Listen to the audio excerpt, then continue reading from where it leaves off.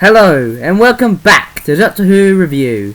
Today we'll be reviewing the 7th Doctor's 4th season, Season 34, with Crime of the Century. Now this story introduces the new companion of Raine, a cat burglar. It still features Ace and the Doctor.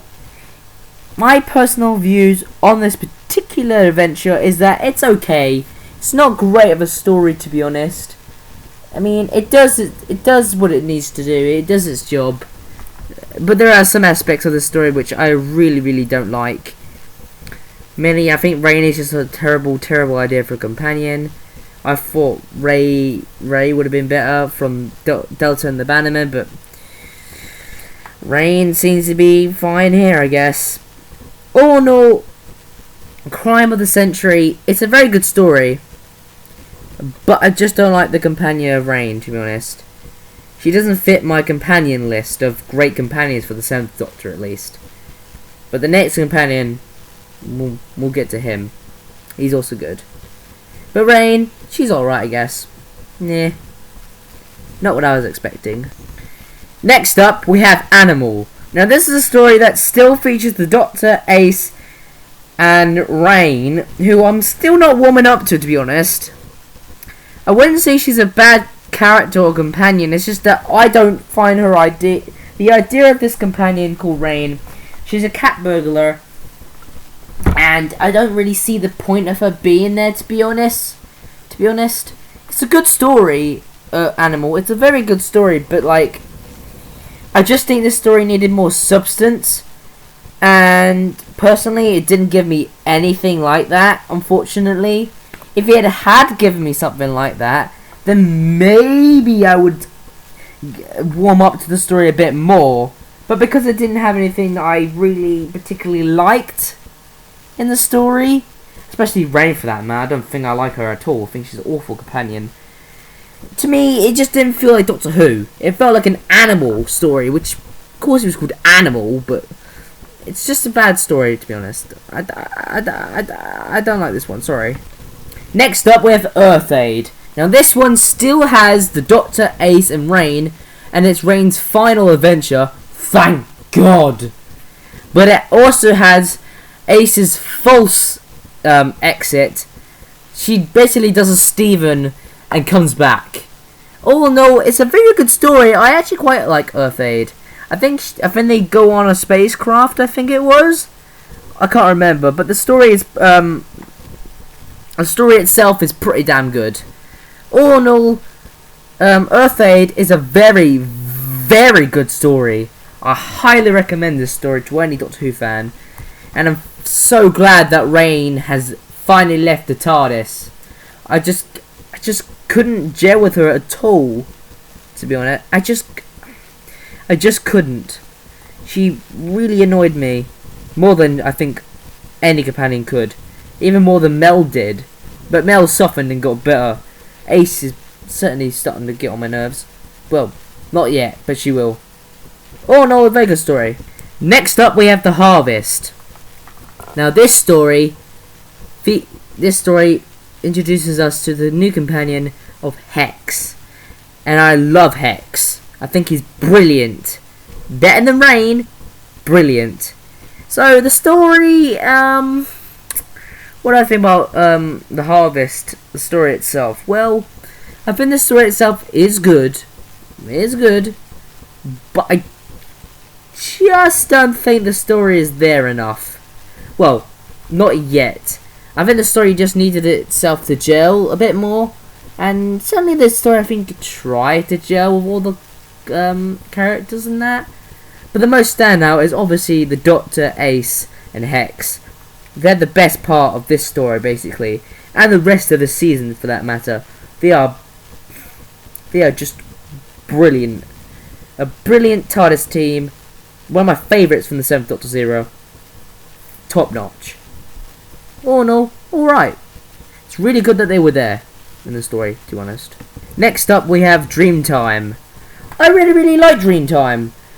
Although I don't think it's the best story ever, certainly for that matter, but still, the Doctor, Ace and Hex, they're still a really, really good TARDIS team. If anything, I'd prefer to go and say they're one of the best TARDIS teams I've ever experienced in my life.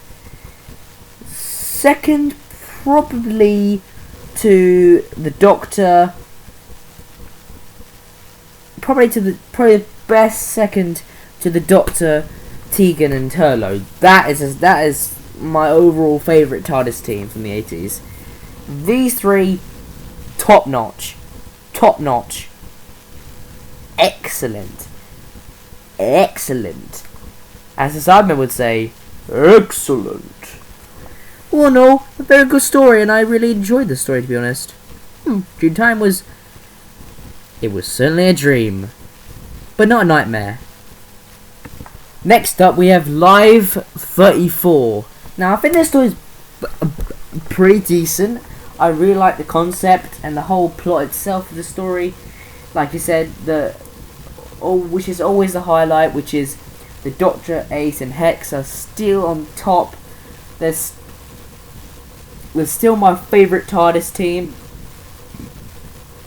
Come close to the Doctor, Tegan and Turlough from the early 80s. This TARDIS team still nails it at the park for me. I thought the Doctor and Ace just being on their own were really good, but having Hex there, it's just cranked it up to 11. I mean, this story, man, it's certainly live. It's a very good story, actually. Next up, we have Night Thoughts. Now, this story is a very, very, very, very dark and disturbing story. Like I said, still the most greatest highlight of every story from the Harvest onwards is, of course, and will always be, the Doctor, Ace, and Hex. They're still top notch. They're still my favourite TARDIS team. They always will be. Nothing can change that. Night Thoughts, very good, very dark and disturbing, with very dark elements, kind of like it doesn't matter, but it's fine. It's very good and dark. Next is The Settling. Now, this is a story that places Hex in a much more darker and more devious tone, and it just puts him in sort of depression, where you never really saw the Doctor put his companions through before. So sure we've seen the Doctor put Ace through hell, but now we're starting to do on Hex now, and it's kind of scary, to be honest. I mean, you never really picture the new series doing anything like this, which is probably what I think they'll never do. They'll never ever do a story like this to this significance.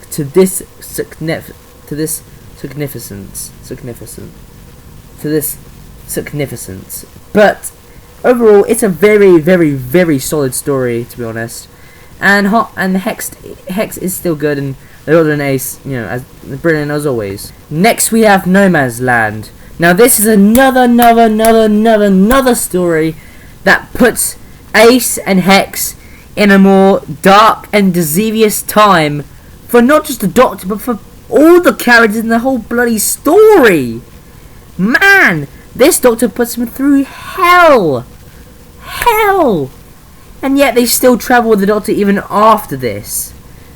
But the story particularly, I think, is a very good example of how you should do Doctor Who in a way that I don't think just John F. and Turner could have done in the TV series, to be honest. Overall, it's a very good second to last story. And finally, we have Nocturne. Now, was this a payoff to the season I was looking for? No, it wasn't. Unfortunately, this story is really, really shit. The characters are boring. Well, at least the Doctor, Ace, and Hex are enjoyable to listen to. This story started off okay and then ended, and now has ended terribly. But the middle bits in between, like from the harvest to no man's land, have been really good. But Nocturne just flat out ignores that, or not really ignores it, but like just doesn't do anything with it, and kind of ruins the whole plot of the story, to be honest, and the whole season as a whole. Overall, it's not good, it's not bad, it is disappointing. And that was Doctor Who Season 34. Join me next time for Season 35.